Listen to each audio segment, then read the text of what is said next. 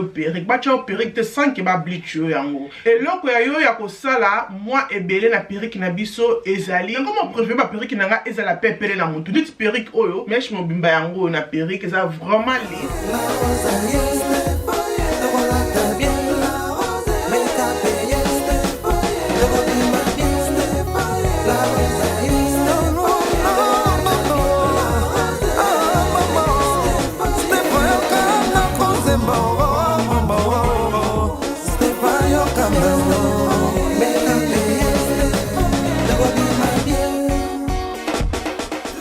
Bonjour les belles dames, j'espère que vous allez très bien. Ngapi naza bien par la grâce de Dieu. Boni ba santé. Ba santé za bien, ngapi santé za très bien. Nzamba zo batela to sengi nzambe merci. Vidéo le zali vidéo moko ozali sponsorisé à Shein Perruque. Quand vous mona comme ça, les belles dames, regardez-moi ça. Perruque vous mona ezali perruque ya Shein. Wow! Et là, d'abord, il s'appelle la perruque au bande kolanga, et sa couleur et sa cheveux dans mon désalé. Regardez, c'est vraiment lisse, et couleur dans sa couleur il y a marron, qui est dark brown, donc marron. C'est vraiment joli que j'aime. Ndenge vandinga na posonanga et vandinga vraiment kitoko que j'aime bien. Donc bandel boso na débit, ne c'est nous comment perruque na biso et yaki OK. Tant dans qui perruque na na poster et le boso tant dans qui zaki na carton ya pink comme bomoni wana. Tant na fongoli carton na na ya rose, bala kisi ba information comment ya ko garder perruque na ezala toujours kitoko, ezala toujours soft, ezala toujours ngebu comment ya ko sokola suki na yo moko na ndako. Après na kata perruque na biso zaki na chasser, ozali chasser moko ya moulai comme vous avez comme ça chasser au ya moulai et na kati chasser na sozalaki na perruque on a lati ezali moulai ya 28 inch donc ils a 28 inch comme vous avez en haut et ezali dark brown comme dans le besoin couleur il y a marron et ezali 180 dessinati et 13 fois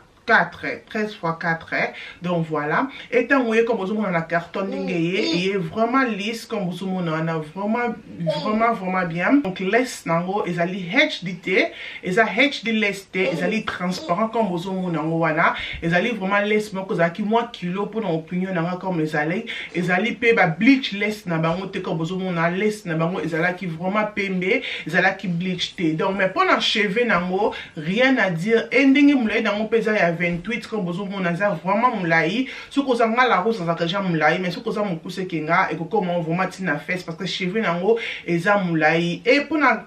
kotonda pour soba ki ononga linga vraiment perruque nanga etonda mais perruque eza normal eza mukiete mais eza normal eza te que perruque etonda makasi mais nga linga ba perruque nanga ezala comme ça pour na zala à l'aise mais ça dépend ya yo na ndako soki olinga ke perruque nous a vraiment que evimba mutu mais na loba te que eza mukie mais ezali normal mais pour la couleur nango vraiment j'aime pour la cheveux nango rien à dire et là on a koloba seulement que les moi dessous qui ezali kaka o ezali laisse nango comme le but ezali transparent ezali vraiment transparent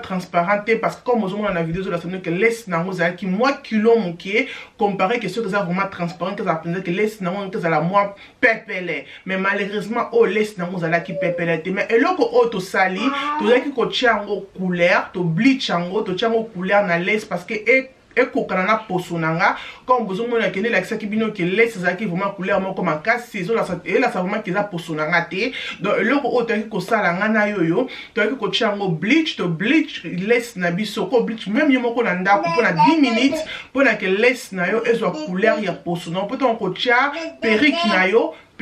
et là ta posona ya mutu donc voilà donc ko chango bleach to bleach yango après ko bleach yango to sokoli yango ne lakisi ko sepela ndenge laisse et komi donc ba mutu ko somba perruque na biso on a Shein zala sûr que au bleach laisse avant que ba perruque te sans que ba bleach yango donc voilà mais na ko tia perruque na biso zaki vraiment facile na ko tia perruque et là comme sous na ko ba o ezali mutu ya donc on se ma perruque non ba que la rose le baki na la rose c'est ma vérité nyos ozana perruque oyo donc on se ma perruque na yo oyo ba les belles dames il faut ozala na mutu oyo o abiko benda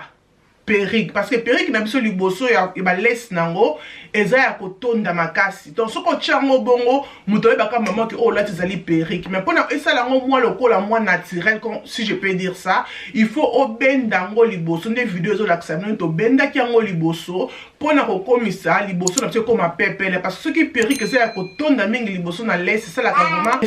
vraiment perruque kitoko te donc ko bozo mona nde yo ya benda kinyango et ça la ki vraiment pepele bozo mona ke elali et c'est vraiment qui veut dire yango ya kokota na mutu nanga comme bozo mona ke perruque comme surtout ba bendi yango et comme vraiment veut dire yanga ya kolata ngo na mutu comme ça dans le bas que perruque il faut kolata ngo donc perruque ça ka te ke ndengo longo yango na chasser mbala moko tiango na mutu wana ba les belles dames on sepela nango te faut toujours travailler na perruque na yo ko ça la perruque na yo et comme yo et comme ndenge o yo olingi donc après wana na ki ko tia perruque nanga na mutu ko batinga perruque ko batinga ngo chez yo bobi que yo boutique a tia ba perruque na Londres mutu za na difficulté ko tia perruque donc ba kekene chez yo o ko za de cité donc voilà après yo ki ko tia na perruque nanga ba les belles dames a tia asali ko tumsala makaste a tia ka perruque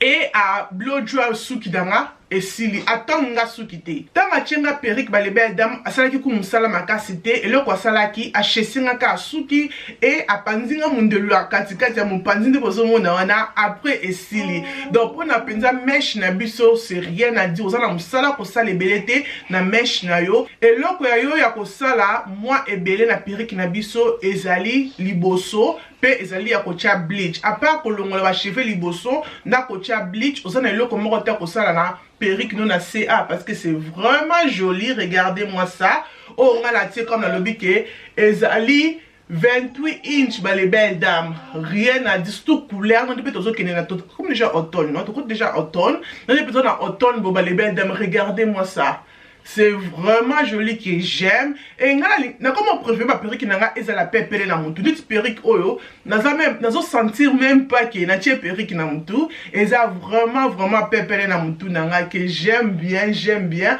donc comme bozo mona mulai nango comme la lobinga et tout singa pene à fesse comme bozo mona wana mais ce koza mukuse que la rose perruque oyo et kozala na fesse ça dépasse ma taille nini oyo yo oza nango Stéphanie azali na code promo o ezali wig la rose QD kunande plus okozwa 15% na ba chanyoso oyo okosala na Shein pour na perruque na yo ma belle soko tuninga la rose na somba perruque o to na somba te ma belle on va pas que oui somba perruque na yo parce que okozala décité et prix à perruque o ngana lati ma belle so na ebisi au prix so na ebisi au prix te okonzi bato ba que la rose est-ce que solo prix o ngana sombeli perruque oyo ezaka na 119 livres na 119 livres wana ko bosana te ozali na 15% na yo ozali na kombo ya wig la rose QD pour ya kozwa 15% ma belle na lati na perruque na comme ça na kenanga fête mais perruque na ngeza nango ya 5 quelques cheveux na kitoko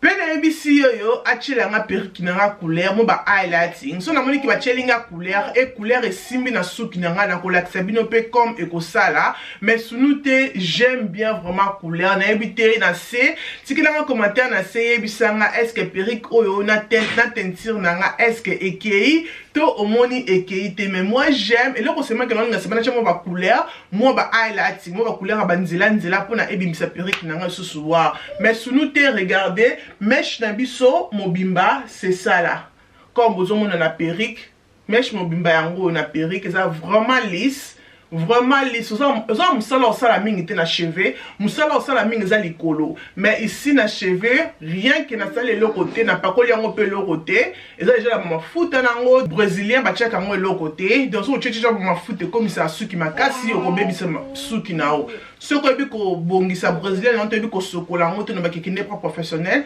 a aider yo à la question comment ya ko garder brésilien na yo ezala toujours kitoko donc voilà j'espère que vidéo est sepeli sibino et j'espère que perruque onaye nango bo sepeli nango ko bosana te ma belle ce que yo seka ba perruque to ba ke la rose na chaka ba perruque te tindela code nanga code promo na mutu o achaka perruque partager vidéo nanga et ko sala bien makasi bi ke mbongo komi passe bande konanga pona 28 inch ba les belles dames et ozana nango pona 100 donc baka 120 aux en comme ça, oh non, un peu de good, et ça fait good, et ça c'est que non, et ça c'est que ma bête, non, regardez-moi ça, regardez. et regardez les avant de singa perique on dépend de laisse ça qui liboso ne relaxa qui bino et regardez les laisse na biso vandi et vandi vraiment zu vraiment ce que poso na ya mutu oronzimate. Donc j'aime bien vraiment rien à dire. Donc voilà, j'espère que vidéo et c'est ici bino que vous sentez sur abonné dans la rocho, vous allez abonner dans la rocho et que ça l'a bien makasi